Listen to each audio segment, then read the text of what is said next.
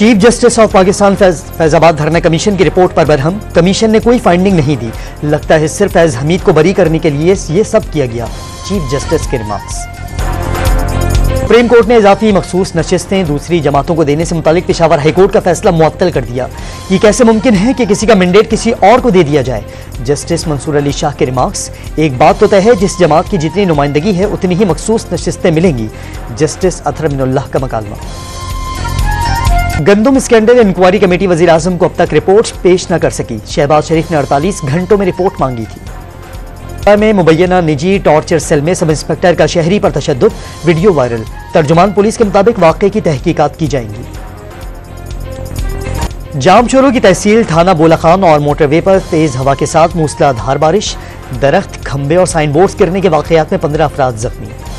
और T20 world cup के लिए कौमी क्रिकेट टीम की क्रिकेट रोनुमाई। टीम में वर्ल्ड कप जीतने की सलाहियत मौजूद है। चेयरमैन PCB मोहसिन नकवी की गुफ्तगू।